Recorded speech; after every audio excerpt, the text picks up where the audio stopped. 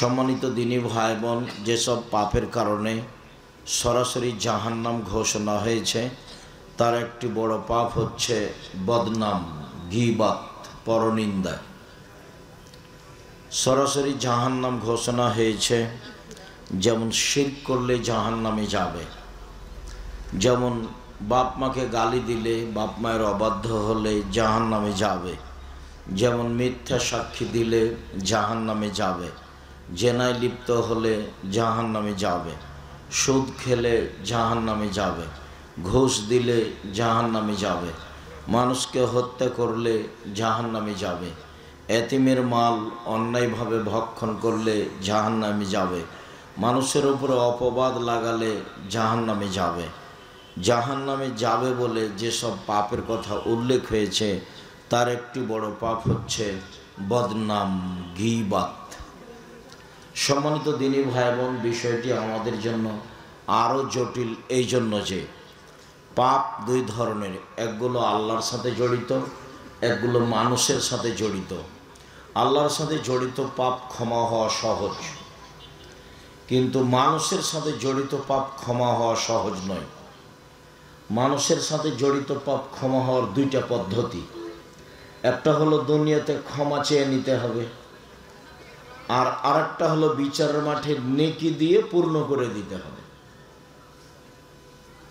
মানুষের সাথে জড়িত পাপের ক্ষমার পদ্ধতি দুইটা। একটা হলো দুনিয়াতে হাত ধরে ক্ষমা নিতে হবে, আর না হয় বিচারের মাঠে নেকি দিয়ে পূর্ণ করে দিতে হবে। আর আল্লাহর কাছে ক্ষমা নেওয়ার পদ্ধতি এগুলো নয়। পাপ হয়ে গেছে বড় থেকে বড়, আল্লাহ তুমি ক্ষমা করো, আমি তওবা করছি। আল্লাহ বলবেন ঠিক আছে, করলাম। বিচারের মাঠেও তিনি ক্ষমা করে দিতে পারেন, মানে তাকে নেকি বুঝিয়ে দেওয়া লাগবে না। কিন্তু আমি যদি কারোর বদনাম গীবাত করে থাকি তাহলে তার হাত ধরে ক্ষমা নিতে হবে, অন্যথায় বিচারের মাঠে আমার নেকি দিয়ে সেটা পূর্ণ করে দিতে হবে। আবু হুরায়রা রাদিয়াল্লাহু তাআলা আনহু বলেন, রাসূল সাল্লাল্লাহু আলাইহি সাল্লাম একদা বললেন, হাল তাদরুনা মাল গীবাত, সঙ্গী সাথী বলতে পারো গীবাত কাকে বলে? সঙ্গী সাথী বলতে পারো বদনাম, পরনিন্দা কাকে বলে? কালু আল্লাহ রাসূলুহু আলাম। সাহাবীগণ বললেন, আল্লাহই ভালো জানেন, আল্লাহ রাসূলই ভালো জানেন, আমরা বলতে পারছি না গীবাত কাকে বলে। তখন আল্লাহ রাসূল বললেন, যিকরুকা আখাকা বা ইয়াকরাহ, তুমি তোমার ভাইয়ের কোনো কথা বলো আর ও যদি শুনতে পাই তাকে যদি খারাপ লাগে, এটাই হলো গীবাত। শোনো, তুমি তোমার ভাইয়ের কোনো কথা কোনো জায়গায় বলছো, আর যার কথা বলছো ও যদি শুনতে পায় তাকে যদি খারাপ লাগে, এটা হলো গীবাত। তুমি কারো কোনো কথা কোনো মানুষের সামনে বলছো, ওকে যদি এটা খারাপ লাগে, সেটাই হলো গীবাত। তো এই পর্যন্ত বলতে সাহাবীগণ বলছেন, আর আইতা ইনকান ফিহি মাকুল, তাহলে ঠিক আছে আল্লাহ রাসূল আপনি বলেন যে একটা মানুষ জেনা করেছে তাই তো আমি বলছি জেনা করেছে, সেটাও কি গীবাত হবে? একটা মানুষ চুরি করেছে তাই তো আমি বলছি যে সে চোর, তাহলেও কি গীবাত হবে? আর তা আপনি বলেন, তাহলে আপনার মতামত কি? তখন আল্লাহ রাসূল বলছেন, শোনো, ইনকানা ফিহি মা তাকুলু ফাকা দিগদাবদাহু, ও যদি চুরি করে থাকে তুমি বলো তাহলে গীবাত, ও যদি জেনা করে থাকে আর তুমি বলো তাহলে গীবাত।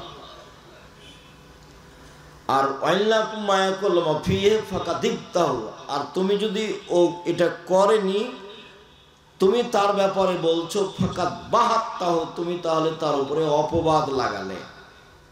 ও তো জেনা করেনি, তুমি বলে দিলে, ও তো গালি দেয়নি, তুমি বলে দিলে, তাহলে তুমি তার উপরে অপবাদ লাগালে। তো দুইটার শাস্তি দুই রকম। আমি যদি আপনার গীবাত করি তাহলে আপনার হাত ধরে ক্ষমা নিতে হবে, তাছাড়া এই পাপ ক্ষমা হবে না। বিচারের মাঠে এই পাপ ক্ষমা হবে না। কাবা ঘরের গিলাপ ধরে কান্নাকাটি করলেও ক্ষমা হবে না। আজ থেকে নিয়ে মরা পর্যন্ত ক্ষমা চাইলেও ক্ষমা হবে না, ক্ষমা হবে না। হাত ধরেই ক্ষমা নিতে হবে। আরেকটা পথ হলো বিচারের মাঠে এই পরিমাণ নেকি দিয়ে দিতে হবে। এটা হলো গীবাত, এটা হলো গীবাতের শাস্তি। আর যদি অপবাদ হয় তাহলে ৮০ লাঠি। ৮০ লাঠি ছাড়া আপনাকে পবিত্র করার কোনো পথ নেই। তো নিজে বাড়িতে খেয়ে দোকানে বসে যে গীবাত করলেন, আড্ডা পিটলেন, এবার কি হলো? এটা কি করলেন? দিন রাত যে ছুটে বেড়াচ্ছেন মোটর সাইকেল নিয়ে, আর সেই আর কত কি যে বলছেন। তো সাংবাদিক এসেছে প্রতিষ্ঠানে, তো আমাকে কিছু জিজ্ঞাসা করছে। তো আমি বলছি যে আসলে তো এইসব উত্তর আমি দিই না। তো তোমরা এই সাংবাদিকতা ছাড়া তোমাদের রুজি আর কোনো পথ নেই? রুজি ভিক্ষা করে খাও। আপনারা যারা এখানে সাংবাদিক আছেন, আপনাকে আমি কষ্ট দিতে চাইনি, তো দুঃখিত। সাংবাদিকতা মানে হলো মানুষের দোষ ত্রুটি জেনে পেপারে প্রচার করা। এর চেয়ে খারাপ কাজ দুনিয়াতে আছে? মানে রুজির কি আর কোন দুনিয়াতে পথ নেই? দিন মজুরি করে খেতে হবে। আমি তো বলেছি উপার্জনের পথ ৪টা। একটা হলো দিন মজুরি, সন্ধ্যায় টাকা শেষ। একটা হলো চাকরি, 25 দিনে শেষ। একটা হলো জমি চাষ, সমান সমান না হলে লস। আর একটা হলো ব্যবসা। তখন রাসূল সাল্লাল্লাহু আলাইহি সাল্লাম বললেন, সত্যবাদী বিশ্বস্ত ব্যবসায়ীরা বিচারের মাঠে নবীদের সাথে থাকবেন, শহীদদের সাথে থাকবেন, সিদ্দিকদের সাথে থাকবেন। তো এটা উপরে যেতে যেতে যেতে যেতে অনেক উপরে চলে গেল। তাহাজ্জুদ পড়ে রাসূলের সাথে থাকার সুযোগ হয় না। একটা পথ আল্লাহ রাসূল সহজভাবে বলেছেন রাসূলের সাথে থাকার। কেউ যদি 2টা মেয়ের লালন পালন করে, 2টা মেয়ের লালন পালন বিবাহ শাদী দিয়ে দেয়, তাহলে আমি মুহাম্মদ সাল্লাল্লাহু আলাইহি সাল্লাম আর ওই পিতা জান্নাতে একসাথে এভাবে থাকব। 2টা আঙ্গুলকে তিনি জমা করে দেখালেন। তো এখন বাপে তো মনে করেছে যে ছেলে মেয়ের বিবাহ দেওয়া পর্যন্ত, এইটা নয়। আল্লাহ রাসূল বলেছেন আল্লামাহা তাকে বিদ্যা শিখিয়ে দিয়েছে, ও আদ্দাবাহা শিষ্টাচার শিখিয়ে দিয়েছে, ও আহসানা ইলাইহিন্না তার সাথে ভালো আচরণ করেছে। তাহলে এই পিতা আর আমি জান্নাতে একসাথে থাকব। তো বাপ তো জানে না বিদ্যা কাকে বলে, বাপ তো জানে না শিষ্টাচার কাকে বলে, তো কি শিখাবে তাহলে? সকালে গিয়ে মেয়ে তো আপনার যত স্কুল কলেজ আছে গোদাগাড়ি, চাঁপাইনবাবগঞ্জ, বাংলাদেশে, মেয়েরা সকালে গিয়ে বলছে ও কালিমা তোমার আকাশ, ও কালিমা তোমার বাতাস। তাহলে কি বাপ ভালো শিখিয়ে দিতে পারলো? সকালে মেয়েকে বলছে তুই বল যে আল্লাহ এক নয়, কালিমাও আল্লাহ। নাউজুবিল্লাহ। মেয়ে এখন সকালে গিয়ে বলছে কালিমাও আল্লাহ, কালিমা বাতাস দিতে পারে, কালিমা ঝড় বৃষ্টি দিতে পারে, কালিমা কল্যাণ দিতে পারে। তো ঝড় বৃষ্টি কল্যাণ কে দিতে পারে? আল্লাহ। তো মেয়ে যে বলছে স্কুলে গিয়ে যে কালিমার আকাশ, কালিমার বাতাস। ছেলে মেয়ে জাতির কল্যাণের জন্য মানুষ করেন, এভাবে মানুষ করছেন কেন? ওকে চোর বানাচ্ছেন, প্রতারক বানাচ্ছেন, ধোঁকাবাজ বানাচ্ছেন। বিদ্যা বুঝতে পারলেন না কাকে বলে?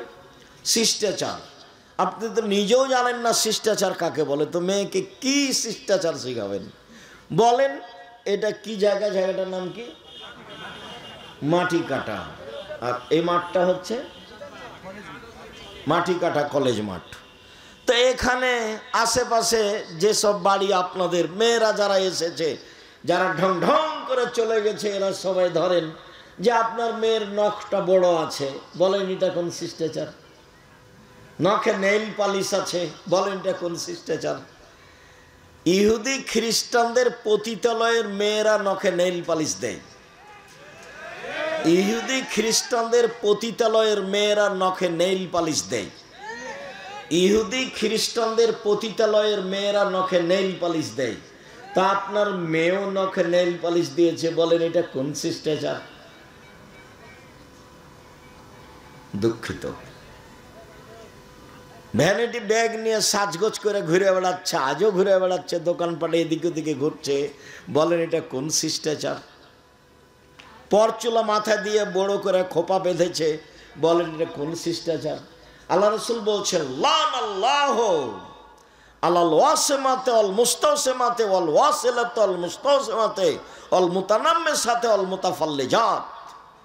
যেসব মেয়েরা উল্কি করে তাদের উপরে অভিশাপ, যেসব মেয়েরা পরচুলা ব্যবহার করে তাদের উপরে অভিশাপ, যেসব মেয়েরা ভুরু তোলে চিকন করে তাদের উপরে অভিশাপ, যেসব মেয়েরা দাঁত ছিলে চিকন করে তাদের উপরে অভিশাপ, যেসব মেয়েরা বেরেসিয়ার পোষে নিজেকে কম বয়সের দেখায় তাদের উপরে অভিশাপ, যারা উঁচা স্যান্ডেল পরে নিজেকে লম্বা দেখায় তাদের উপরে অভিশাপ, যারা এসব ঢং অবলম্বন করে তাদের উপরে অভিশাপ। তো মেয়ে তো জাহান্নামে চলেই গেছে, আপনিও তার সাথে আছেন, এবার জান্নাত নবীর সাথে হবে কিভাবে? এইভাবে মেয়ে মানুষ করে হবে? মেয়ে তো আপনার, মেয়েটি হিন্দুর। ফ্যাশন বোরকা পরে ঘুরে বেড়াই, ওই আপনার গোদাগাড়ি বাজারে যায়, মহিষাল বাড়ি বাজারে যায়। আপনার মেয়ে তো হিন্দুর নাকি মেয়ে? ও কি ইহুদির মেয়ে? ও কি খ্রিস্টানের মেয়ে? শরম পাচ্ছেন কেন? শরম পাবেন কেন? আপনি তো বাপ, আপনাকে তো আমি বাপ মনে করি। যদি আমি দুঃখে বলি যে আপনাকে যেন বাপ না বলে, আব্বা না বলে, চাচা বলে, এটা আমার দুঃখ, এটা আমার আফসোস। এটা আমি বহুদিন থেকেই বলছি যে আপনার মতো স্ত্রীকে ওই মেয়ে যেন আপনার স্ত্রীকে যেন মা না বলে, বলবে খালা। কেননা তো মা হিসাবে দায়িত্ব পালন করেনি। যদি করে তাহলে আজকে এভাবে ও নিচু মানের মেয়ে কেন? ও ইতর শ্রেণীর মেয়ে কেন? ও নিম্ন শ্রেণীর মেয়ে কেন? ও রাস্তাঘাটের মেয়ে কেন? ও পতিতালয়ের মেয়ে সাজতে যায় কেন? ও ফ্যাশন বোরকা পরে কেন? ও নোংরা পোশাক পরে কেন? ও বেহায়া ঘুরে কেন? ও চুল দেখিয়ে মানুষকে চলে কি করে? পুরুষের পোশাক পরে কেন? ওটা মা নয়, ওকে খালা বলা অপরাধ, আপনাকে বাপ বলা অপরাধ। নিজের মেয়েকে পোশাক পরাতে পারেননি, বাপ বলছেন আপনি? কি হিসেবে আপনি বলেন? আব্দুর রাজ্জাক সাহেব, আমার দুইটা মেয়ে আছে, লালন পালন করেছি, বিবাহ দিয়েছি, তাহলে আমিও নবীর সাথে থাকবো। কথা তো ঠিক, কিন্তু মেয়ের যা অবস্থা তো জাহান্নামে চলেই গেছে। ইয়া মাসার নিসা তাসাদ্দাকনা ফাইন উরিতুকুন্না আকসালাহানিন নারে। হে মহিলারা শোনো, তোমরা দান করে জাহান্নাম থেকে বাঁচো, তোমাদের অধিকাংশ নারী জাহান্নামী। জাহান্নাম বলতে নারী আর নারী, জাহান্নাম বলতে নারী আর নারী, জাহান্নাম বলতে শুধু নারীকেই বুঝায়, মহিলাকেই বুঝায়। যদিও মহিলাদের জান্নাতে যাওয়া সহজ পথ, 4টা কাজ করলে জান্নাতে চলে যাবে। 1, 5 ওয়াক্ত সালাত, 2, রমজান মাসের সিয়াম রোজা, 3, স্বামীকে মেনে চলা, 4, জেনায় লিপ্ত না হওয়া। জান্নাতের সব দরজা খোলা। পথ তো দিক সহজ করে রেখেছেন আল্লাহ রসুল, কিন্তু আপনি যে জান্নাতে রাসূলের সাথে থাকবেন, আপনার মেয়ের অবস্থা কি? ও কেন বাজারে গেল? আপনি কি মরে গেছেন? ওর গায়ে, ওর হাতে এখনো একটা ভ্যানিটি ব্যাগ আছে, ওটা কেন ওর তার সাথে? ওটাই কেন? ও কেন বাজারে যায়? ও কেন এভাবে চলে? ও কেন কাপড় কিনতে যাবে? ওর বাপ মরেছে, ওর শ্বশুর মরেছে, ওর ভাই মরেছে, ওর বোনের ছেলে মরেছে, ওর ভাইয়ের ছেলে মরেছে, ওই একাই দুনিয়াতে থাকে, ও যায় কেন? ওর শরম হয় না কেন? ওর হায়া হয় না কেন? ওর লজ্জা হয় না কেন? ওর শরম হয় না কেন? এর ইতস্তবোধ হয় না কেন? ও নিজেকে মনে করে না কেন যে আমি মহিলা? যে মনে করে না কেন? কেন মনে করে না? আয়েশা রাদিয়াল্লাহু তাআলা আনহা বলেন, আমি পায়খানা টয়লেটে গেছিলাম দূরে, এসে দেখছি জনগণ সব চলে গেছে, আমি এখন একাই, আমি বসে আছি। সাফনা মানে মুআত্তাল আমাকে দূর থেকে দেখে বুঝতে পেরেছেন। তিনি আমাকে দেখে চিনলেন কি করে? পর্দার আয়াত নাজেল হওয়ার আগে তিনি আমাকে দেখেছিলেন। আমি ছিলাম হালকা পাতলা মেয়ে। হাদিসে বোঝা যায় তার রূপের অভাব ছিল না, তবে অবশ্যই তিনি সারার মতো সুন্দরী ছিলেন না। পৃথিবীর সবচেয়ে সুন্দরী মহিলা হচ্ছেন ইব্রাহিম আলাইহিস সালামের স্ত্রী সারা। তবে তিনি সাফিয়াকে নিজের চেয়ে সুন্দরী মনে করতেন। কাজেই মাঝে মধ্যে তিনি বলতেন, হাসবুকালিন নিসা হাসবুকালিন নবী সাফিয়া কাদা বা কাদা। আপনি সাফিয়ার অত সুন্দরী গুণ বলেন কেন? যে সাফিয়া সুন্দরী মহিলা, সাফিয়া এই মহিলা, আরে সাফিয়া তো একটা খাটো মহিলা, আপনি তার এত প্রশংসা করেন কেন? এইটা আয়েশা রাদিয়াল্লাহু তাআলা বলেন এবং বুঝতে পারতেন যে সাফিয়ার কিছুটা সুন্দরী গুণ আমার চেয়ে বেশি আছে, এটা তিনি আঁচ করতেন। যখন এভাবে বলেছেন, আরও তো একটা খাটো মহিলা, আপনি তার প্রশংসা করছেন, তখন আল্লাহ রসুল বলছেন, হে আয়েশা লাকাদ কুলতে কালিমাতাল্লাহ মাজাজাত বিহাল বাহরুল মাজাজাতহু। আয়েশা, তুমি যেই কথা বললে, এই কথা যদি সাগরে ফেলে দেওয়া হয় তাহলে সাগরের পানি ঘোলা হয়ে যাবে। তুমি খাটো বলেছ, বদনাম হয়েছে, সেটা আমার পরের কথা। এখন কথা হলো এই যে আপনি আপনার দুই মেয়ের কারণে রাসূলের সাথে জান্নাতে থাকতে পাবেন কিনা, এইটা আমার কথা। এই মুহূর্তে রাসূল সাল্লাল্লাহু আলাইহি সাল্লাম বললেন, ওই সব মহিলাদের উপরে অভিশাপ যারা পরচুলা ব্যবহার করে, যারা ভুরু তুলে চিকন করে, যারা দাঁত ছিলে চিকন করে, যারা উল্কি গায়ে লাগায়, যারা নিজেদেরকে উঁচু লম্বা দেখানোর জন্য উঁচু স্যান্ডেল পরে, যারা ব্রেসিয়ার পরে নিজেকে কম বয়সী প্রমাণ করতে চায়, এদের উপরে অভিশাপ, এদের উপরে অভিশাপ, এদের উপরে আল্লাহর গজব নাযিল হবে। আল্লাহ রাসূল বলছেন যে তিন শ্রেণীর মানুষ জান্নাতে যাবে না, তিন শ্রেণীর মানুষ জান্নাতে যাবে না, তিন শ্রেণীর মানুষ জান্নাতে যাবে না। তার এক শ্রেণীর মানুষ হচ্ছে রাজলাতু মিনান নিসায়ে, পুরুষের বেশধারী নারী, যারা পুরুষের জুতা স্যান্ডেল পরে, যারা পুরুষের শার্ট প্যান্ট পরে, যারা পুরুষের পোশাক পরে, তারা জান্নাতে যাবে না। তা আপনার মেয়ে তো প্যান্ট পরে আছে এখন, তো আল্লাহ রসুল তো ঘোষণা আগেই দিয়েছেন, তা আপনি তখন তাহাজ্জুদ পড়েও হবে না, হজ করেও হবে না, পথ তো সব বন্ধ হয়ে গেছে মেয়ের কারণে। যে মেয়ের কারণে রাসূলের সাথে কিভাবে থাকার সুযোগ হচ্ছিল, একসাথে রাসূলের সাথে একসাথে। আবার আঙ্গুল দেখিয়েছেন এইভাবে, বুঝতে পারা যায় না নাকি, ফাঁকা নাই, জমা। আবার বলেছেন কে যদি ইয়াতিম লালন পালন করে, ইয়াতিম, তাহলে সে লোক আর আমি জান্নাতে এভাবে থাকবো। বুঝা যায় না, একটু ফাঁকা। আর যদি দুইটা মেয়ের লালন পালন করে, তাহলে আমি আর সেই পিতা জান্নাতে একসাথে। তো এবার তো আল্লাহ রাসূল বলছেন যে ও মেয়ের কারণে জাহান্নামে চলে গেছে। তাহলে কি হলো? বাপের পরিচয় দেন, বাপের মতো পরিচয় দিয়ে জীবিকা নির্বাহ করেন। ওই মেয়েকে ভুল পথ থেকে ফিরাতেই হবে যে কোনো মূল্যে, যে কোনো মূল্যে। আর সেদিনও বলে গেছি বাপের পরিচয়, বাপ কাকে বলে। আবারও বলি, সংক্ষিপ্তভাবে বলি, আবু বকর সিদ্দিক রাদিয়াল্লাহু তাআলা আনহু মেরে দিলেন মেয়েকে। আবু বকর সিদ্দিক রাদিয়াল্লাহু তাআলা আনহু পৃথিবীতে সবচেয়ে দামি মানুষ নবী রাসূল ব্যতীত। আয়েশা রাদিয়াল্লাহু তাআলা আনহা পৃথিবীতে সবচেয়ে দামি মহিলা। মুহাম্মদ সাল্লাল্লাহু আলাইহি সাল্লাম পৃথিবীতে নবী রাসূল নির্বিশেষে সবার চেয়ে দামি মানুষ।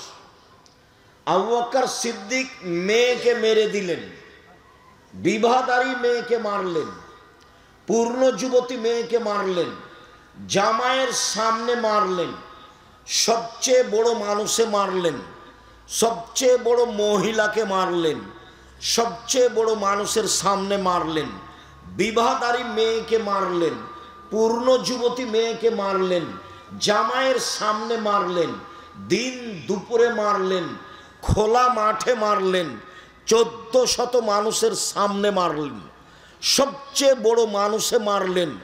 আবু বকর সিদ্দিক রাদিয়াল্লাহু তাআলা আনহু মারলেন, সবচেয়ে বড় মহিলাকে মারলেন, আয়েশা রাদিয়াল্লাহু তাআলা আনহাকে মারলেন, সবচেয়ে বড় মানুষের সামনে মারলেন, মুহাম্মদ সাল্লাল্লাহু আলাইহি সাল্লামের সামনে মারলেন, জামাইয়ের সামনে মারলেন, শুধু জামাইয়ের সামনে নয়, জামাই যখন মেয়ে বেটির উরু রানের উপরে মাথা দিয়ে ঘুমিয়েছিলেন তখন মেরেছে।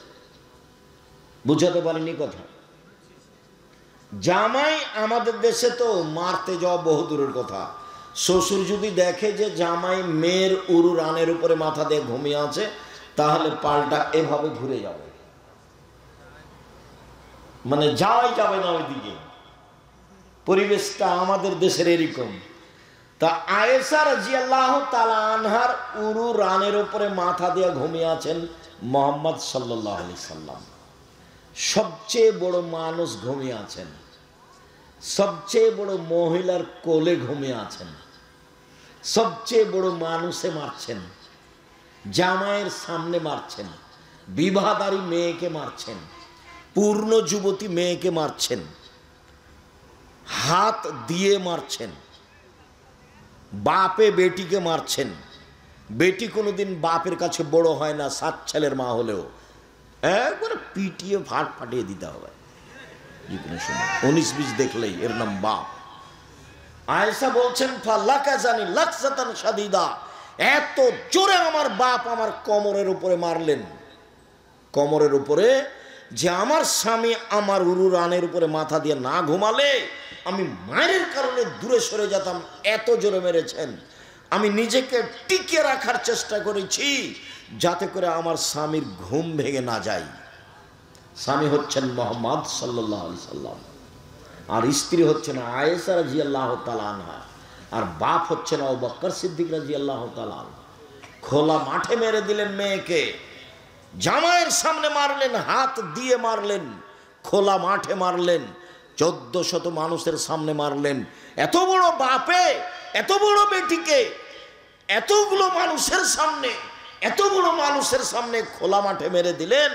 আর আপনার মেয়েটা ক্লাস 10-এ পড়ে, ঢং ঢং করে পুরুষের পোশাক পরে ঘুরে বেড়াচ্ছে, আপনি তাকে একটা ধমকও দিতে পারেন না। আপনার বাপ, আপনার বাপ মরে যাওয়ার চেয়ে বেঁচে থাকার চেয়ে মরে যাওয়া ভালো, বেঁচে থাকার চেয়ে মরে যাওয়া ভালো। আপনার ছেলে মেয়ে লালন পালনের জিম্মেদারি জামিয়া সালাফিয়া নিয়েছে, নিবে ইনশাল্লাহ, আমি জিম্মেদারি পালন করব ইনশাল্লাহ। জামিয়া সালাফে প্রায় 500-র অধিক এতিম অসহায় আছে।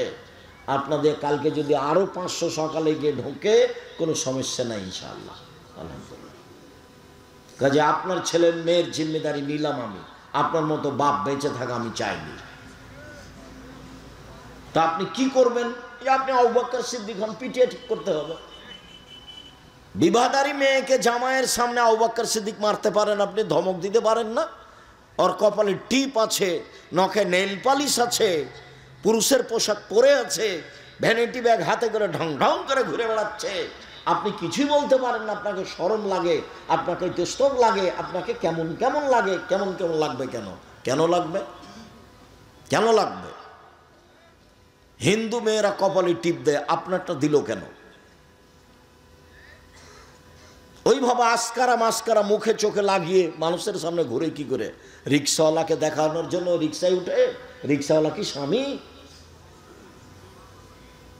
রিক্সাওয়ালাকে দেখানোর জন্য তার এত সাজগোজ, বাজারে যাওয়ার জন্য তার এত সাজগোজ, সাজুগুজু তার এত কেন? বাজারে যায় কেন এভাবে? আপনি চোখে দেখতে পান না? আপনার স্ত্রী চোখে দেখতে পায় না? স্বামী স্ত্রী ছাই করতে কলা করতে বেঁচে আছেন? কেন বেঁচে আছেন? ছেলে মেয়েকে মানুষ করতে হবে, এই জন্য বেঁচে আছেন। রাসূল সাল্লাল্লাহু আলাইহি সাল্লাম বলছেন, কোন পিতা যদি 2 জন মেয়ের লালন পালন করে, সেই পিতার আমি জান্নাতে একসাথে থাকব।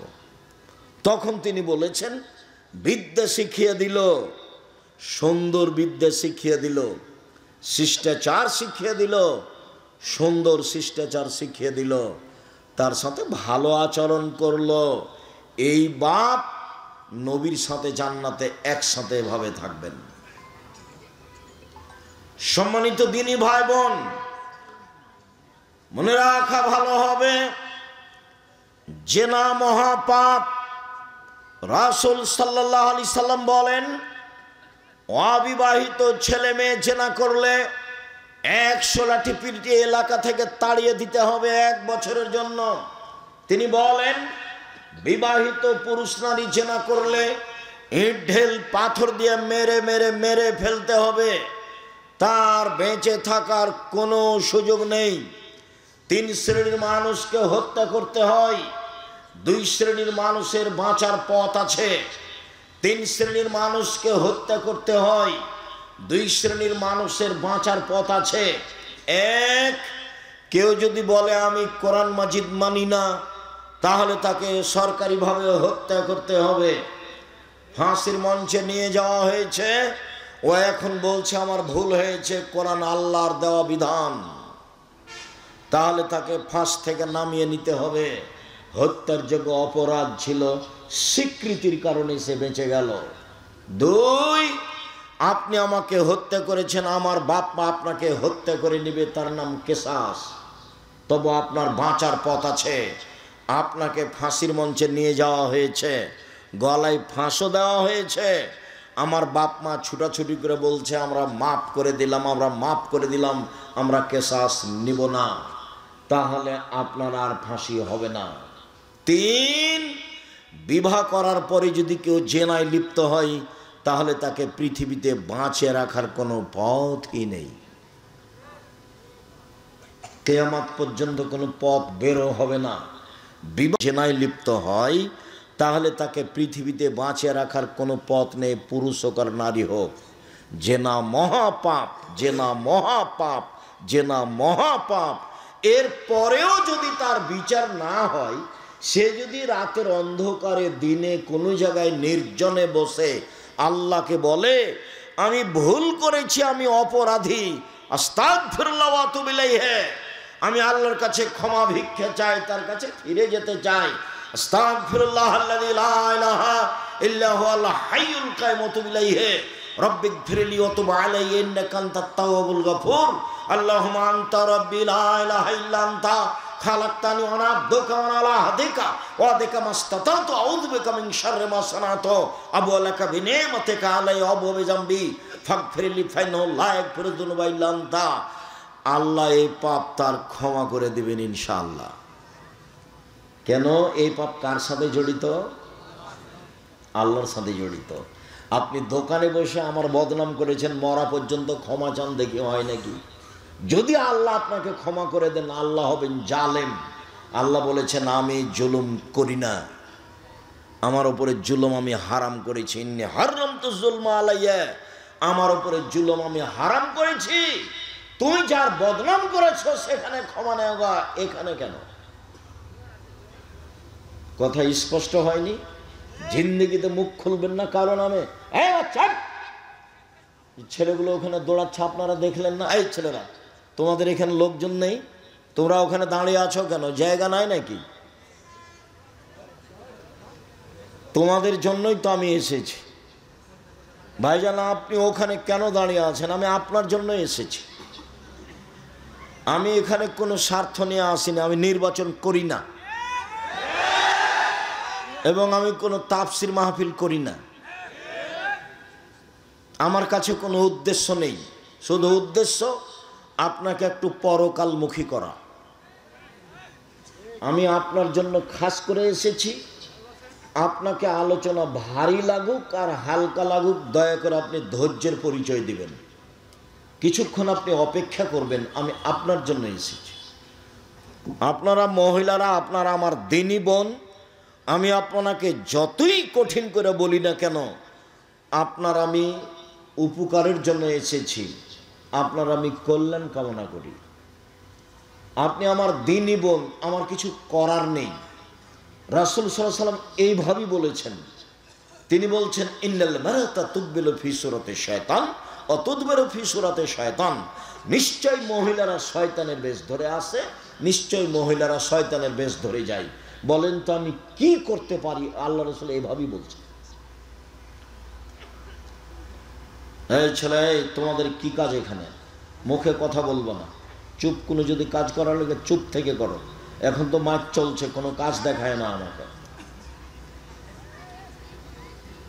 সম্মানিত দিনী ভাই বোন, আমার দিনী বোনেরা, আমি কি করতে পারি? রাসূল সাল্লাল্লাহু আলাইহি ওয়াসাল্লাম এইভাবেই বলছেন।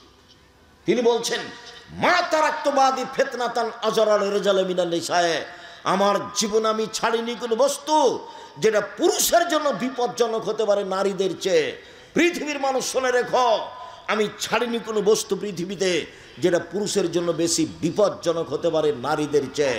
পৃথিবীর মানুষ শুনে রেখো, নারী হচ্ছে তোমাদের জন্য সবচেয়ে বিপজ্জনক বস্তু। নারী হচ্ছে তোমাদের জন্য সবচেয়ে বিপজ্জনক বস্তু। এই মেয়ে, এই ফ্যাশন বোরকা পরেছো কেন? শরম পাও না? তোমার দিকে মানুষ দেখে, তোমার বাপ এটা দেখে না? আমি কি করতে পারি? রাসূল এভাবেই বলছে। রাসূল সাল্লাল্লাহু আলাইহি ওয়াসাল্লাম বলছেন, পৃথিবীর মানুষ ফাত্তাকুদ দুনিয়া ওয়াত্তাকুন নিসা, তোমরা মহিলা থেকে বেঁচে থাকো, দুনিয়া থেকে বেঁচে থাকো। পৃথিবীর মানুষ, তোমরা মহিলা থেকে বেঁচে থাকো, দুনিয়া থেকে বেঁচে থাকো। এই দুনিয়া হচ্ছে জড় বস্তু, অত্যাধুনিক যন্ত্র। যেভাবে বসে আছেন সেভাবে ছবি ধরে রাখছে। মহিলার গায়ে হাত লাগালে ওইভাবেই ছবি ধরে রাখছে মাটি। ভাবির সাথে এসেছো মোটর সাইকেলে, ওইভাবে মাটি ছবি ধরে রাখছে। পৃথিবী হচ্ছে সবচেয়ে অত্যাধুনিক যন্ত্র। বিচারের মাঠে সব সাক্ষী দিবে। সেদিন তুমি বেকায়দায় পড়ে যাওয়া। ভাবির সাথে এভাবে গল্প করো না, শালিকার সাথে এইভাবে কথা বলো না, পরকাল হবেই। আর এইভাবে দল সংগঠন করে মারামারি করে মানুষকে জেল হাজতে দিয়ে মানুষকে অপমান করে নির্যাতিত করে দুনিয়ায় সফলতা অর্জন করিও না। জুলুম করিও না, জুলুম করো না, মানুষকে অপমান করো না, মানুষকে হত্যা করো না, মানুষকে জেল হাজতে দিও না, নইলে তোমার অপমান ঘনিয়ে এসেছে, আসবেই। যে যত বড় জালেম তার দুনিয়াতে ধ্বংসর সময় তত কম। তোমাদের নেত্রীর সময় ছিল মাত্র ৪৫ মিনিট, আর ফেরাউনের সময় ছিল ৩-৪ মিনিট, আর আদ সামুদ মিনিটই পায়নি, বাস নাই। আদ সামুদ ওরা মিনিট পায়নি, বিদ্যুৎ চমকে উঠেছে, নাই, গেছে দুনিয়া থেকে। জুলুম করো না, এভাবে মানুষের বিরুদ্ধে যায়ও না, দল সংগঠন করে মানুষের বদনাম করো না, গীবাত করো না। আমি আব্দুর রাজ্জাক বিন ইউসুফ আপনার বাড়ির মানুষ, আমি আপনাকে কাছে থেকে বলছি, আমি আপনার ঘরের মানুষ, আপনাকে আমি ভাই মনে করে বলছি, দেশের লোক মনে করে বলছি। নিজের জন্য যেমন বাঁচা চাই, আপনার জন্য আমি তেমন বাঁচা চাই। উপস্থিত বৈঠকের মহিলারা শোনেন, আপনি উল্টা বুঝিয়েন না। আপনার নেতা যা বলেছে, আমি যা বলছি আমারটাই ঠিক, এ কথাই ঠিক, এ কথাই ঠিক, এ কথাই ঠিক। জাতির যদি রাস্তাঘাট করে দিতে না পারি, জাতির যদি স্কুল কলেজ করে দিতে না পারি, জাতিকে চূড়ান্ত সঠিক ধর্ম দিতে পারবো ইনশাআল্লাহ। ধর্মের ব্যাপারে জাতিকে ফাঁকি দিয়ে পরকাল হারাতে না জেনই। শুনুন, আপনি কটাক্ষে চোখে দেখবেন আর হাঁটবেন, এটা আমি চাইনি। আপনি দিনীবন যেভাবে বৈঠক করছেন, এই বৈঠক রাসূলের বৈঠক নয়। আপনি ভুল বুঝেছেন। কোরআন মাজিদের গায়ে যদি মিথ্যা কথা লেখা থাকে, ৩৫ বছর থেকে দেখাচ্ছি, কতদিন থেকে? ৯০ সাল থেকে দেখাচ্ছি। কোরআনের গায়ে যদি পাতা পাতা মিথ্যা দোয়া লেখা থাকে, পরের পৃষ্ঠা আছে, এক পৃষ্ঠা একটা বাক্য রাসূলের নয়। ৩৫ বছর থেকে বলছি, ৯০ সাল থেকে বলছি। কোনো মায়ের বেটা প্রমাণ করতে পারে যেটা রাসূলের বাক্য? কোরআনের গায়ে যদি মানুষ মিথ্যা কথা লিখতে পারে, ধর্মের বহু জগতে মানুষ মিথ্যা কথা বলবে? কোরআন মাজিদ খুলে মানুষ বলছে, দেখেন আল্লাহ বলছে মিলাদ করতে হবে।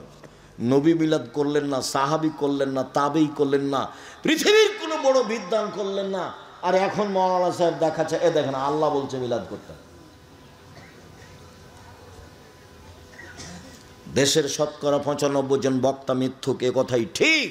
আপনি খালি বলেন না যে দেখেন আপনি আমার বক্তার মিথ্যা কথা দেখেন, তো খালি বলেন না সাহস করে, তারপর আমি দেখছি। দেশের শতকরা ৯৮ জন মুফাসসির মিথ্যুক, ধর্মের নামে মিথ্যা কথা বলছে।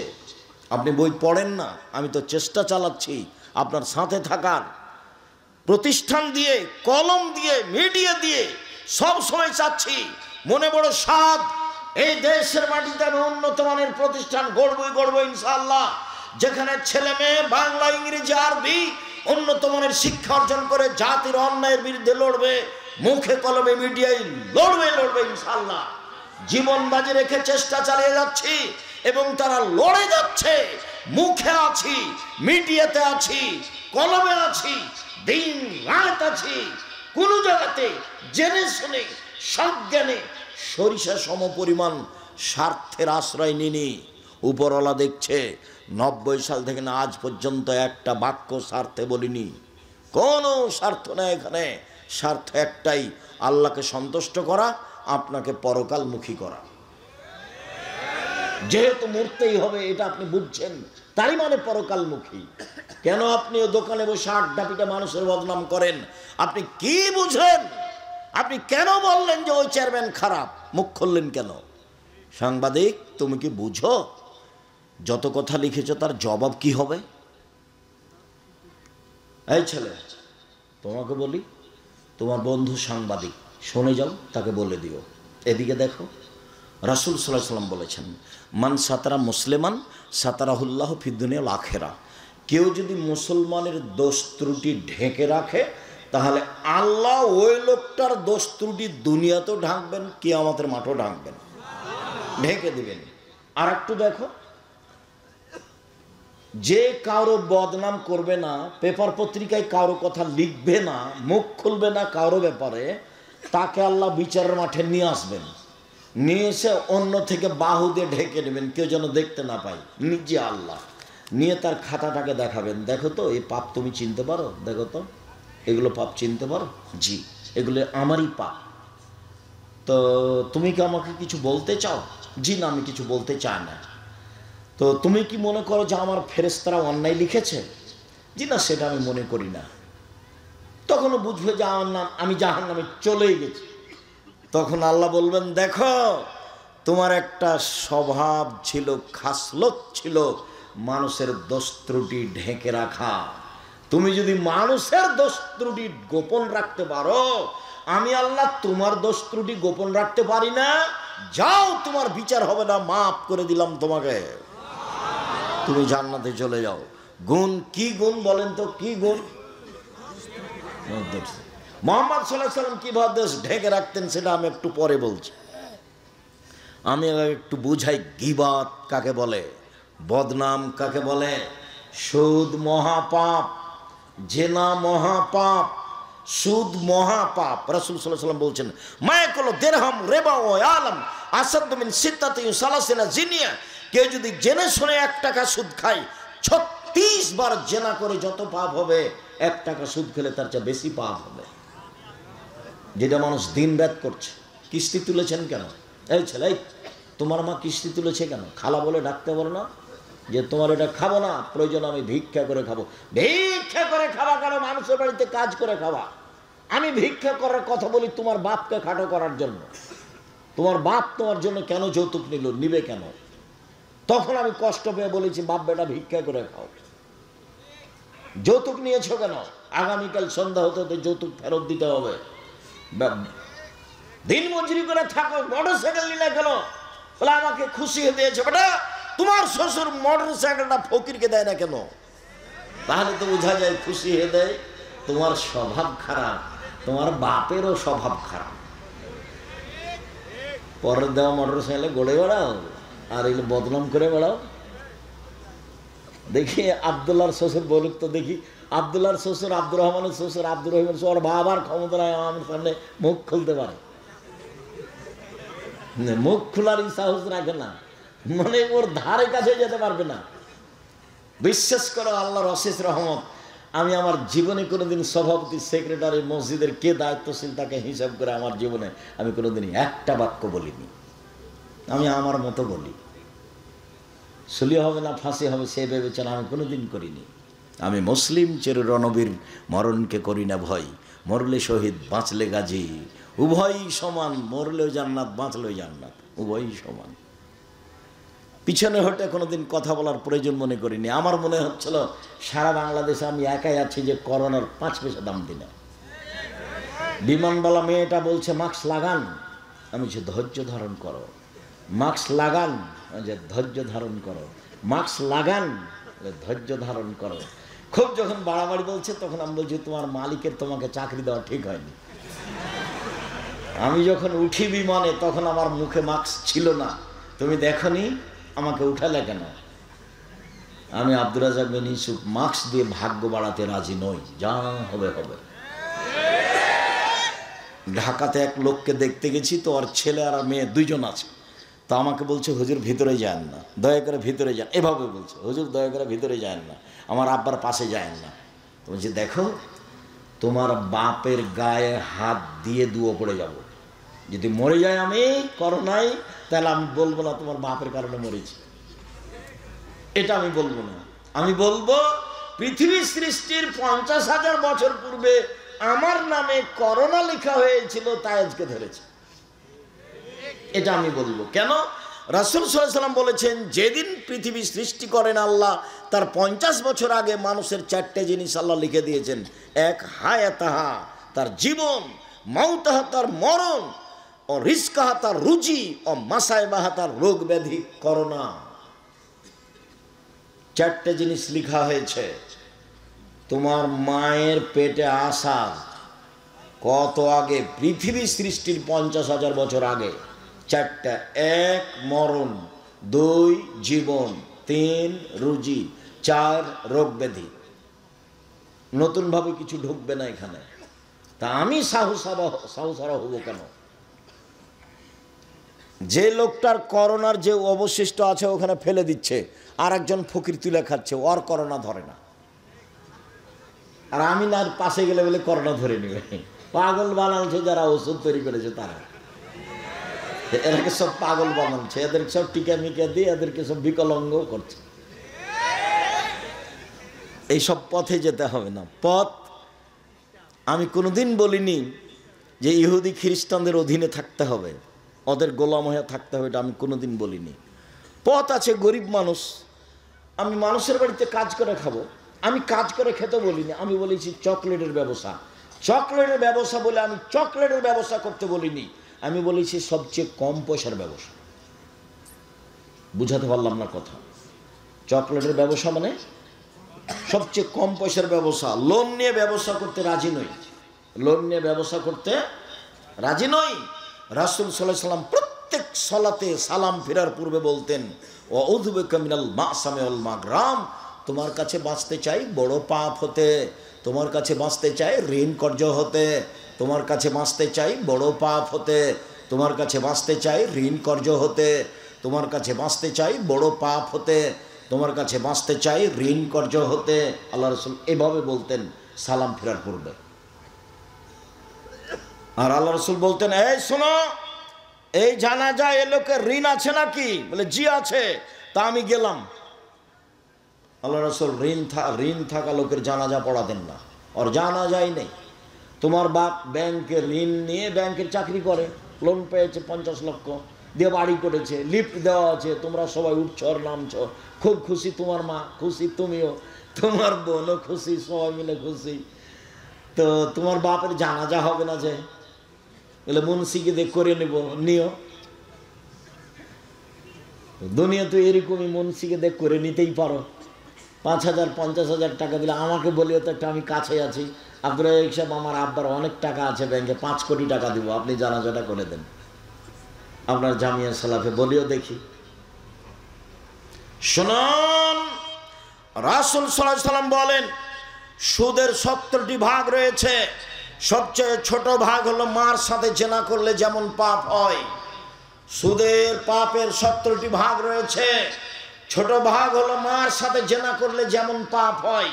সুদ মহাপাপ, সুদ মহাপাপ, সুদ মহাপাপ। কোটি কোটি টাকা সুদ খেয়ে আজকে বলছি ভুল হয়েছে, আর কোনোদিন সুদ খাবো না, লেনদেন বন্ধ করলাম, তুমি আমাকে মাফ করো। আল্লাহ বলবেন ঠিক আছে করলাম। এখন দোকানে বসে আড্ডা পিটে কারো বদনাম করেছে, ক্ষমা চাও দেখি, হবে না। আল্লাহ তো বলছেন হাদিসে কুদসি, মা দাওয়াতানি রাজাউতানি, আদমের ছেলে মেয়ে শোনো, তুমি যেভাবে ডাকো আমি সেভাবে থাকি, তুমি যেভাবে বলো আমি সেভাবে শুনি, তুমি যেভাবে ডাকো আমি সেভাবে শুনি, তুমি যেভাবে বলো আমি সেভাবে মানি, আমি পরোয়া করি না তুমি কত বড় পাপী, আমি পরোয়া করি না তুমি কত বড় পাপী, তুমি ক্ষমা চাইলে আমি ক্ষমা করে দিই। আমি পরোয়া করি না তুমি কত বড় পাপী, তুমি যেভাবে বলো আমি সেভাবে থাকি, তুমি যেভাবে ডাকো আমি সেভাবে শুনি, ক্ষমা চাইলে ক্ষমা করে দিই। আমি পরোয়া করি না তুমি কত বড় পাপী। আদমের ছেলে মেয়ে শোনো, তোমার পাপ বেশি হতে হতে হতে যদি আকাশে লেগে যায় পাপ আর পাপ, এরপরে যদি তুমি আমাকে বলো আমার ভুল হয়েছে, আমি তোমাকে ক্ষমা করে দেব। আমি পরোয়া করি না তুমি কত বড় পাপী, আমি পরোয়া করি না তুমি কত বড় পাপী, তুমি যেভাবে ডাকো আমি সেভাবে থাকি, তুমি যেভাবে বলো আমি সেভাবে শুনি, তুমি ক্ষমা চাইলে আমি ক্ষমা করে দিই। এই কথা আল্লাহ বলছেন। তবে ঋণ ব্যতীত, বদনাম মানুষের সাথে জড়িত পাপ ব্যতীত,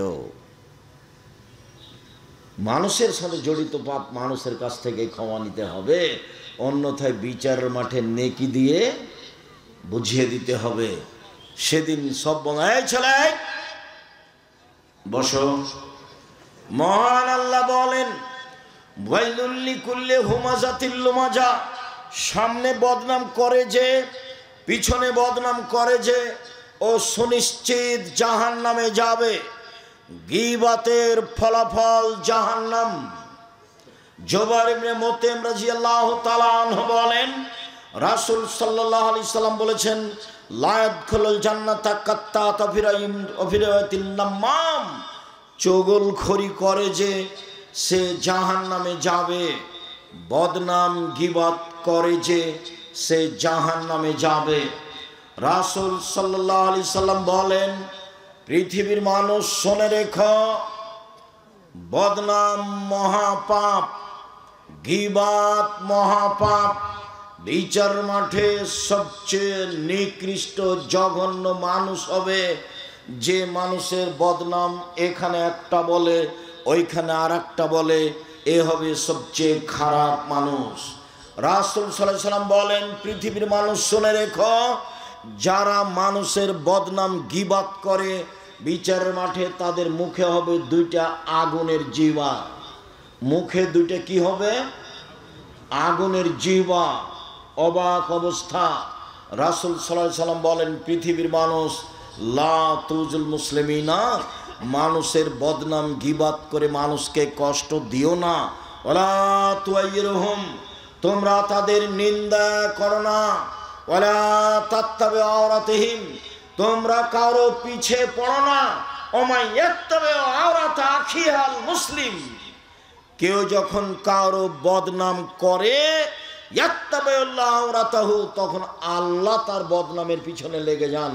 আর আল্লাহ যার বদনাম করেন তাকে আল্লাহ ধ্বংস করেই ছাড়েন। ও যদি মানুষের বদনাম করে তার বাহনের উটের পেটে ঢুকে যায়, তবে আল্লাহ তাকে বদনাম করেই ছাড়বে না। ছেলে বলো তো দেখি, তুমি মানুষের বদনাম করলে তোমার বদনাম কে করবে? আল্লাহ। মানুষের বদনাম করে যদি তুমি পাথরের মধ্যে ঢুকে যাও বা তোমার উটটার পেটের মধ্যে ঢুকে যাও, তবে তোমাকে আল্লাহ সেখানে অপমান করবে। এর নাম বদনাম, এর নাম গীবাত। রাসূল সাল্লাল্লাহু আলাইহি সাল্লাম বলেন আমাকে জিবরাইল মেরাজে নিয়ে যাচ্ছেন উপরে, দেখি অনেক মানুষ তাদের লম্বা লম্বা নখ, তামার নখ হাতে, একমেশন উজুহম সুদুরাহম, মুখকে এভাবে খামচা মেরে ধরছে, গোস্ত তুলে ফেলছে, বুকে এভাবে খামচা মেরে ধরছে, গোস্ত তুলে ফেলছে। আমি বললাম জিবরাইল মান হাওলা, এরা কারা? যারা নিজেদের নখ দিয়ে মুখ এবং বুকের গোস্ত তুলে ফেলছে, এরা কারা? তখন আল্লাহর জিবরাইল বলছেন শুনেন, আল্লাযীনা ইয়াকাউনা ফি আরাজিন নাস, এরা হচ্ছে ওরা যারা মানুষের বদনাম গীবাত করত। আপনি মহিলা মানুষ, এই মেয়ে চলে গেছো নাকি, গল্প করছো নাকি? মুখ বন্ধ করো। উপস্থিত বৈঠকের দিনই বোন, আপনি মুখখান বন্ধ করেন। এই মেয়ে কথা বলছো কেন? আপনি একটু মুখখান বন্ধ করেন। মহিলাদের স্বভাব, এক কেজি চাউল কর্জ নিতে গেছে, ধার নিতে গিয়ে বলছে বুবু শুনেছ কি হয়েছে? বুবু শুনেছ কি? বলে কি? তো একটু চাউলটা দাও বলছে। আরে বল না আগে কি হয়েছে, আগে বদনামটা শুনবে তারপরে।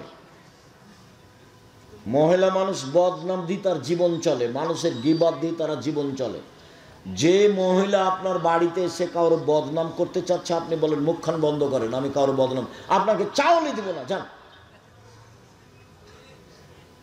আপনাকে ভালো লাগবে। ও কার বদনাম শুরু করেছে? যে আপনার শত্রুতা। ও কার বদনাম শুরু করেছে বলেন তো দেখি? যে আপনার শত্রুতার। তখন আপনাকে খুব ভালো লাগছে, ঠিকই বলেছেন, আসলেই খারাপ, ঠিকই বলেছেন, আসলেই খারাপ, ঠিকই বলেছেন, আসলেই খারাপ, মানুষই নয়, এই সেই। আপনাকে ভালো লাগছে, আর ওকে বলতে ভালো লাগছে কেন? ওই যে চাউল নিতে এসেছে, আটা নিতে এসেছে, দেখেন এবার অবস্থা কি।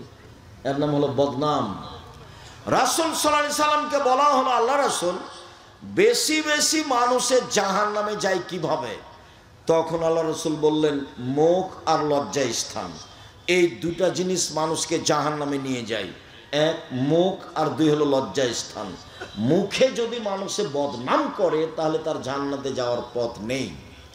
একদা রাসূল সাল্লাল্লাহু আলাইহি সাল্লাম বলেন, সঙ্গী সাথী বলতে পারো মানুষকে পিছন দিক থেকে ধাক্কা মেরে জাহান্নামে নিক্ষেপ করে কি? সঙ্গী সাথী বলতে পারো মানুষকে পিছন দিক থেকে ধাক্কা মেরে জাহান্নামে নিক্ষেপ করে কি? সঙ্গী সাথী বলতে পারো মানুষকে পিছন দিক থেকে ধাক্কা মেরে জাহান্নামে নিক্ষেপ করে কি? এই কথা বলতে বলতেই আল্লাহ রাসূল নিজের জিহ্বাটা ধরে নিয়েছেন। এই জিহ্বা, এই জিহ্বা মানুষকে পিছন দিক থেকে কি করে? ধাক্কা মেরে জাহান্নামে নিক্ষেপ করে। মুখই খুলবেন না, কথাই নাই। আল্লাহ রাসূল বলেছেন বাঁচার তিনটা পথ। এক, আলজেম বাইতাক, বাড়ির বাইরে যাবেন না, কাজ শেষ বাড়ি। খেয়ে উঠে হাত খান ভালো করে ধুচ্ছেন না, হাতটা না ধুয়েই আপনি যাচ্ছেন দোকানের দিকে। আপনার স্বভাব কত খারাপ! স্বভাবটা একবার ইতর শ্রেণীর মতো, নিম্ন শ্রেণীর মানুষের মতো। বুঝেও বুঝে না ওরা, অন্তর আছে বুঝে না, দেখেও দেখে না ওরা, চক্ষু আছে দেখে না, শোনেও শোনে না ওরা, কান আছে শোনে না। উলায়েকা কালা আনাম, তারা পশু প্রাণীর মতো, তারা গরু ছাগলের মতো, তারা কুকুর শ্রীর মতো, বালুমাজাল বরং তার চেয়ে খারাপ। জিন্দেগিতে মানুষের বদনামে যাবেন না। রাসূল সাল্লাল্লাহু আলাইহি সাল্লাম বললেন বাঁচার তিনটে পথ। এক, মুখ জিহ্বা। দুই, জরুরি প্রয়োজন ছাড়া বাইরে যাবা না। তিন, পাপের জন্য কাঁদো। সম্মানিত দিনী ভাই বোন, আমি আপনাদেরকে আলোচনার শেষে চলে আসলাম। যদি এই বিষয়ে আলোচনা আরও ছিল, সময়ের গতিতে হবে ইনশাল্লাহ। আমরা আসতে দেরি করেছি যে পরিমাণ, সেই পরিমাণ আমাদের আগেই হয়ে যাচ্ছে। আবারও কোনো দিন এলাকায় আসলে বিষয়ের উপর বিস্তারিত কথা হবে ইনশাল্লাহ। সম্মানিত দিনী ভাই বোন, এই ছেলে থামো। দেশের সবচেয়ে বড় প্রতিষ্ঠান জামিয়া সালাফিয়া, দেশ বিদেশের শিক্ষক দিয়ে পরিপূর্ণ। নুরানি বিভাগ 2026-এ ভিন্নভাবে চালু হচ্ছে। সর্বধরনের সেবা দিয়ে জামিয়া সালাফিয়া। শিক্ষক শিক্ষিকার সংখ্যা বেশি থাকবে। ডিসেম্বরে ফরম, 1 জানুয়ারি ভর্তি। বিষয়টা মনে রাখবেন। জামিয়া সালাফের পক্ষ থেকে বই পুস্তক আছে। আবদুল্লাহর বইটা মনে হয় আছে, যে আল্লাহর পথে যাত্রা, এবং আব্দুর রহিমের বইটা হচ্ছে রাসূল সাল্লাল্লাহু আলাইহি সাল্লামকে যেভাবে দেখেছেন। আর আমার আদর্শ নারী, আদর্শ পরিবার, এগুলো তো আছেই। আর আমার পক্ষ থেকে একটা ফ্রি পত্রিকা আছে, একটা কিনলে ফ্রিটা পাওয়া যাবে, একটা কিনলে। আমি ফ্রি দেওয়ার জন্য আমি নিজে কিনে নিয়েছি পত্রিকা, যে পত্রিকা আপনারা টাকা দিয়ে ছাপান। এছাড়া বই আছে, দেখেন, নামাজ শিক্ষার বই। এত বই থাকার পরে আমি নামাজ শিক্ষা বই লিখতাম না, তো একবারে হাত দিয়ে ধরে সালাত শিক্ষা দেওয়ার চেষ্টা করেছি, একবারে শিক্ষা দেওয়ার চেষ্টা করেছি নামাজ। সে বইটা আপনি দেখবেন। আর যা বক্তব্য দিই সব উপদেশ বই আছে। তো সালাত শিক্ষা, উপদেশ বই, আর আবদুল্লাহর বইগুলি আছে নাকি দেখেন, অর্থ গুরুত্বপূর্ণ বই। আল্লাহর পথে যাত্রা এখন যেটা বের হয়েছে, কয়েকটা জিজ্ঞাসা। আপনারা খালি চলে যাবেন না। আপনারা আমার জন্মভূমির মানুষ। আপনি বক্তব্য শুনতে আসলে আমাকে ভালো লাগে, বই পুস্তক শুনতে নিলে ভালো লাগে, আমার সাথে কোনো পরামর্শ করলে ভালো লাগে। মাঝে মধ্যে আমার আফসোস হয় যে আমি নিজের জন্মভূমিতে অনেক জায়গায় কথা বলতে পারি না। হরিমোহনে প্রোগ্রাম ছিল, হরিমোহন স্কুল মাঠে। তো হরিমোহন স্কুল মাঠে ওরা প্রোগ্রাম করতে পারছে না, অন্য জায়গায় করছে। চাঁপাইনবাবগঞ্জের মাটিতে এমন কোন মায়ের বেটা কে আছে যে ধর্মকে নতুন ভাবে পেশ করতে পারে? ঘুঘুরা তুলে দেব, কে আছে এমন? ওই মাঠে বক্তব্য দেওয়ার যোগ্যতা আমি রাখি, আলহামদুলিল্লাহ। ওখানে মাঠে বক্তব্য হতে দেওয়া হবে না মানে সে কে এমন ব্যক্তি আছে এটা আমি ধর্তব্যে রাখি না, ধারণাও রাখি না। তবে এই জুলুমের অবসান ঘটেছে, আরো ঘটবে। এই জুলুমের অবসান ঘটেছে, আরো ঘটবে। কোন সাহসে তুমি এই কাজ করতে যাও? কোরআন হাদিস তুমি কি বুঝো? তুমি কোরআন হাদিস কি বুঝো? তুমি মুখ দিয়ে শব্দ বের করলে ভুল হতে পারে, তুমি কি বুঝাতে চাও? আমাদের বক্তব্য কেন বন্ধ হবে, কেন হতে দেওয়া হবে না? কোথায় রহস্য? স্পষ্ট করো। সম্মানিত দিনী ভাই বোন, চাঁপাইনবাবগঞ্জ আমার জন্মভূমি জেলা, রাজশাহীর পাশে আছি, আপনাদের পাশে আছি। আপনাদেরকেও আমি আমার জন্মভূমি এলাকার মানুষই মনে করি। কাজে আপনারা আসলে ভালো লাগে, পরামর্শ চাইলে ভালো লাগে, পরামর্শ দিলে ভালো লাগে। জামিয়া সালাফিয়া আমি একাই গড়িনি, চাঁপাইনবাবগঞ্জ রাজশাহী জেলার মানুষের জামিয়া সালাফিয়া। জামিয়া সালাফিয়া রাজশাহী যেটা, সেটা 50 বিঘা জমির উপরে ছেলেদেরটা, আর মেয়েদেরটা তানের প্রায় 60 থেকে 70 বিঘা জমির উপরে। জামিয়া সালাফিয়া যেটা রূপগঞ্জ, নারায়ণগঞ্জ, ঢাকায় সেটা প্রায় 100 বিঘা জমির উপরে। যেটা দিনাজপুরে সেটা প্রায় 20 বিঘা জমির উপরে। 300 জন শিক্ষক শিক্ষিকা আছেন, 40 লক্ষ টাকা মাসে বেতন লাগে। 40 লক্ষ। শিক্ষক জানেন না কিভাবে প্রতিষ্ঠান চলে, ছাত্র জানে না কিভাবে প্রতিষ্ঠান চলে, কমিটি জানে না কিভাবে প্রতিষ্ঠান চলে, আমি নিজেই ভালোভাবে জানি না কিভাবে চলে। অতএব আপনাদের নিজস্ব সম্পদ মূল্যায়ন করার চেষ্টা করবেন। শিরক মুক্ত প্রতিষ্ঠান জামিয়া সালাফিয়া, বিদাত মুক্ত প্রতিষ্ঠান জামিয়া সালাফিয়া, দল মুক্ত প্রতিষ্ঠান জামিয়া সালাফিয়া, হিংসা মুক্ত প্রতিষ্ঠান জামিয়া সালাফিয়া, সংগঠন মুক্ত প্রতিষ্ঠান জামিয়া সালাফিয়া, দেশের সর্ববৃহৎ প্রতিষ্ঠান জামিয়া সালাফিয়া।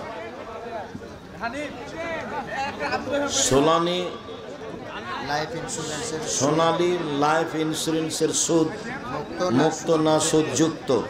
এদেশে এমন কোন ইন্স্যুরেন্স নেই যেটা সুদ মুক্ত, সবই সুদ যুক্ত। ফরজ সালাতে ইমাম সূরা ফাতিহা ভুল করলে নামাজ হবে কি? ভুল করলেও নামাজ হবে, ভুলের কারণে নামাজ বাতিল হবে না। আর এই ভুলে সহসিজদা দিতে হবে না। রাকাত কমলে বা বেশি হলে সহসিজদা দিতে হয়। আত্তাহিয়াত ছুটে গেলে সহসিজদা দিতে হয়। সূরাতে ভুল হলে সহসিজদা লাগে না।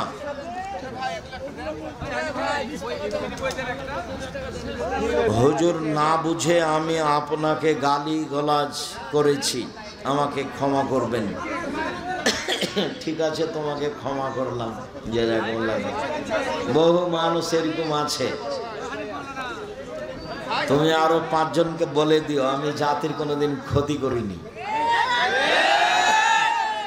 যখন জাতি না বুঝে আমার বক্তব্য বন্ধ করে তখন আমার আফসোস হয়। এই ছেলে, একটা ফ্রি হলে একটা কিনলে সরাসরি ফ্রি নয়, যেটাই কোনো একটা কিনলে একটা ফ্রি। ঠিক আছে, আমি ওগুলো নিজে কিনেছি ফ্রি দেওয়ার জন্য, মানুষ আগ্রহী হবে। যা যা যদিও আপনাদের টাকা দিই ওইসব পত্রিকা ছাপে না, আমি তো আর ব্যবসায়ী নই যে আমার কাছে কোটি টাকা আছে।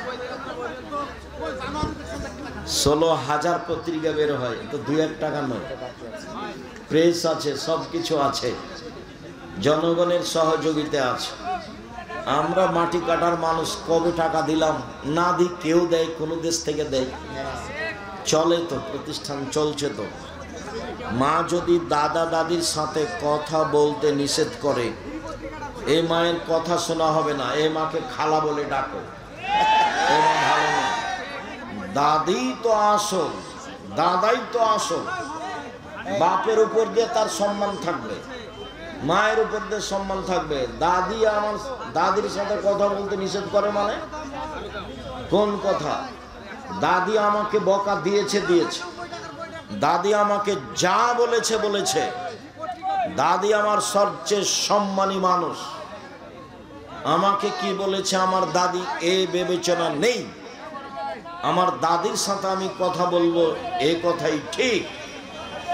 আমার দাদি আমার মাকে যা বলেছে বলেছে, গালি দিয়েছে তাতে গিয়েছে। আমার দাদি আমার মাকে একবারে কয়েক কিল, নতুন বউ একবারে নতুন বউ, ওই যে লিপতে বলেছিল, ঘর লিপতে বলেছিল, আজান হয়ে গেছে। তা আমার দাদি বলেছে যে হাত দিয়ে নামাজটা পড়ে নিয়ে বাকিটুকু লিপবি। তো আমার মা বলেছে যে আর দুবার ঘুরালেই তো জায়গাটা হয়ে যাবে, তাহলে একবারই শেষ করে নিয়ে হাত দিয়ে নামাজ পড়বো। যেমন বলেছে দুবার ঘুরালেই হয়ে যাবে, তেমনি আমার দাদি গিয়ে একবারে কয়েক কিল। হ্যাঁ, আমি বলছি নামাজ পড়লে হাত দিয়ে, আর তুই বলছিস দুবার হাত ঘুরালেই হবে। তোর তো সাহস দেখি অনেক। এখন আমার মা বলবে যে দাদি বলিস না, এই কোন বোকামি কথা, খুব নোংরা কথা এটা। টুপি পড়ার ব্যাপারে কোনো হাদিস আছে? না। সাহাবীদের মাথায় পাগড়ির নিচে টুপি থাকতো, এটা বোঝা যায়। ব্যাংকে টাকা রাখলে টাকা বেড়ে যাওয়া, টাকা দিয়ে কি যাকাত দেওয়া যাবে? জি না। বেড়ে যাওয়াটা ফকির মিসকিনকে এমনি দিয়ে দিতে হবে, নাহলে তো জামিয়া সালেফে ইয়াতিম আছে, ওটা দিয়ে পাঠিয়ে দিবেন। বর্ধিত দিয়ে কিছু করা যাবে না, ওটা সুদ। আমি একজন ইউরোপ প্রবাসী, শুনেছি রাসূল সাল্লাল্লাহু আলাইহি ওয়াসাল্লাম বলেছেন তোমরা কর্মসংস্থার জন্য পশ্চিমা দেশে যাবে না। না, এটা বলেননি। ওরা ইহুদি খ্রিস্টান, ওদের বিপরীত বিরোধিতা করতে হবে, এটা বলেছে। তাহলে গেলে তো অনুকূলে হলো, ওদের সাথে কাজ করলে তো অনুকূলে হলো। রুজি উপার্জনের জন্য গেলেও তার আদর্শ নেওয়া যাবে না। তার আদর্শ হলো ভয়াবহ। বক্তব্যে দেওয়া আছে, বলো দেখো, তাদের কৃষ্টি কালচার আদর্শ থেকে দূরে থাকবে, এই ব্যাপারে হাদিস নেই। আল্লাহুম্মা সাল্লি আলা নবিয়ানা মুহাম্মদ, এই দুরূদ পড়া যাবে কি যাবে না? পড়লে গুনাহ হবে। দুরূদে ইব্রাহিম, বাস দুরূদে ইব্রাহিম। আর নাম আসলে সাল্লাল্লাহু আলাইহি ওয়াসাল্লাম। ওযু করার সময় নাকে ও মুখে একসাথে পানি না দিলে কি ওযু হবে? হবে। একসাথে পানি দেওয়ার হাদিস অনেক বেশি, বুখারী মুসলিম। একবারে অঞ্জলিতে পানি নিয়ে মুখে দিবে একটু, নাকে দিবে একটু, এর সংখ্যা বেশি। আর পৃথক পৃথক হাদিসও সহিহ। পৃথক পৃথক করলে বেশি তৃপ্তি পাওয়া যায়, পরিষ্কার ভালো হয়। পৃথক পৃথক করলে সমস্যা নেই। ওযু করার পর কোনো অংশ শুকনো দেখতে পেলে আবার ওযু করতে হবে? জি না। ওযু করার পরে কোনো জায়গা শুকনা দেখলে পানি দিয়ে ভিজিয়ে দিবেন, ভিজা হাতটা তার উপরে মুছে দিবেন। মাযহাব কখন অনুসরণ করতে হবে? মাযহাব কেন অনুসরণ করবা? যে মাযহাবের অনুসরণ করবা তাকে যদি আল্লাহ কিয়ামতের মাঠে বলে যে ইমাম আবু হানিফা কি তোমাকে মানতে বলেছে, তখন উনি যদি বলেন না, তাহলে তোমার কি হবে? আমি মাযহাবের কথা বলি না, আমি বলি কোরআন ও সহিহ হাদিস। আমার জীবনে আমি কোনোদিন মাযহাব নিয়ে কথা বলি না। আমি একজন নার্সিং স্টুডেন্ট। সেবা দেওয়ার জন্য অনেক সময় মেয়েদের শরীর স্পর্শ করতে হয়। কথাগুলো কালকের না কবেকার জিজ্ঞাসার সাথে হুবহু মিল খাচ্ছে কেন? তো হতে পারে নিরুপায় হলে মেয়েদের সেবায় যায়ও, তাছাড়া যায়ও না।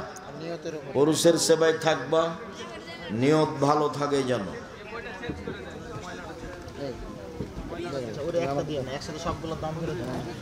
মজা করে গোপনে ফোনে বা SMS এ দুজন দুজনকে তিনবার কবুল বললে কি বিয়ে হবে? না, এই বিবাহ বাতিল, কোর্টের বিবাহ বাতিল, উকিলের বিবাহ বাতিল, জজের বিবাহ বাতিল। কোর্টের বিবাহতে ছেলে মেয়ে হলে সব ছেলে অবৈধ, 7 ছেলের মা হলো 7টাই অবৈধ সন্তান। কোর্টের বিবাহ বাতিল। বাপ ছাড়া বিবাহ হবে না, বাপ ছাড়া বিবাহ হবে না। বাপের দাম আছে।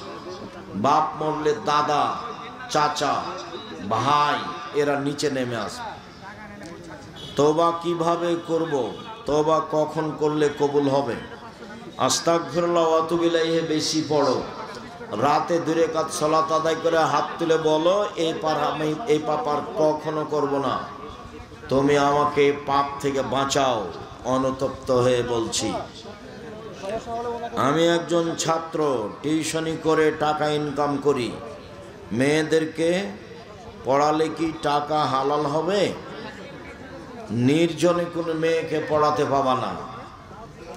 পড়ালে তার মা পাশে বসে থাকবে, নইলে আরও 5 জন হতে হবে, ইসলামী পোশাক হতে হবে। জুমার দিনে খুতবার পরে আজান দেওয়া হয়, সেটা জায়েজ না? আজান একটাই, যখন খুতবা শুরু হবে তখন বাস একটাই আজান, রাসূলের সুন্নাহ। এশার সালাতের পর ভিতরের সালাত না পড়লে সালাত আদায় হবে কি? ভিতরের সালাত ফজরের আজান পর্যন্ত পড়েন, যখন সহজ হয় 1 রাকাত পড়বেন, চাইলে 3 রাকাত, চাইলে 5 রাকাত, 1 রাকাত বেশি পড়বেন। আর কেউ যদি দোয়ায়ে কুনুত পড়তে চায়, তাহলে দোয়ায়ে কুনুত প্রতিদিন পড়তে হবে না। কেউ যদি কোনো দিন দোয়ায়ে কুনুত পড়তে চায়, তাহলে ভিতর সালাতে পড়বে। কেউ যদি কোনো দিন দোয়ায়ে কুনুত পড়তে চায়, তাহলে ভিতর সালাতে পড়বে। কেউ যদি কোনো দিন দোয়ায়ে কুনুত পড়তে চায়, তাহলে ভিতর সালাতে পড়বে। রুকুর আগে হলে বুকে হাত বাঁধা থাকবে, রুকুর পরে হলে উঠাবে। সাহারির শেষ সময় কিভাবে নির্ধারণ করা হয়? এই 50-60 আয়াতের পড়ার মতো সময় থাকবে, এরকম সময়। শায়েখ, আমি স্বপ্নে দেখি আমার বাবা মারা গেছেন, আমি চিৎকার করে কান্না করছি। এ সময় তখন শেষ রাত। এই স্বপ্ন দ্বারা আমাকে পরিষ্কার বলুন। স্বপ্ন ভালো লাগলে কাউকে বলতে হবে, খারাপ লাগলে কাউকে বলতে হবে না। বাম দিকে থুথু ফেলতে হবে, নাউজুবিল্লাহি মিন জালিক বলতে হবে, অজু করে 2 রাকাত সালাত আদায় করতে হবে, তাহলে খারাপ স্বপ্নের কোনো প্রতিক্রিয়া হবে না। আর স্বপ্ন কোনো দলিল নয়। স্বপ্নের কথা ভালো হলেও ঠিক হতেও পারে, নাও হতে পারে। স্বপ্ন জীবনে কোনো দলিল নয়। শুকরিয়া, জাযাকুমুল্লাহ খায়র। সকল দিনই ভাই বোনকে আজকের আলোচনা মেনে চলার জন্য আন্তরিকভাবে অনুরোধ জানাচ্ছি। বিশেষভাবে সমাজের যা অবস্থা, তাতে হাট বাজার দোকানপাট থেকে বেঁচে থাকতে হবে, মুখ বন্ধ করতে হবে, অন্যথায় সরাসরি জাহান্নামে চলে যেতে হবে, যা আমরা আজ করতে পারছি। বিষয়টি খুব সতর্কভাবে দেখবেন। দ্বিতীয়, 5 ওয়াক্ত সালাত আদায় করবেন, হালাল রুজির চেষ্টা করবেন, আর কোরআন তেলাওয়াতে অভ্যাসী হবেন। আমার দিনী বোনদের অনুরোধ জানাচ্ছি, আপনারা 5 ওয়াক্ত সালাত আদায় করবেন, স্বামীকে মেনে চলার চেষ্টা করবেন, বাপের কথা মতো চলার চেষ্টা করবেন। আল্লাহ ভালো পথ সহজ করে দিবেন ইনশাআল্লাহ। আল্লাহ আমাদের যারা মারা গেছে, তুমি তাদের কবরের শাস্তি মাফ করো। যারা আমরা অসুস্থ, তুমি তাদের আরোগ্য দান করো। যারা আমরা বেঁচে আছি, তুমি তাদেরকে তোমার রাসূলের পদ্ধতি অনুযায়ী চলার তৌফিক দান করো। এই দাবি, এই দোয়া রেখে আজকের আলোচনা এখানেই শেষ করলাম। সুবহানাকাল্লাহুম্মা ওয়া বিহামদিকা আশহাদু আল্লা ইলাহা ইল্লা আনতা আস্তাগফিরুকা ওয়া আতুবু ইলাইক। আসসালামু আলাইকুম।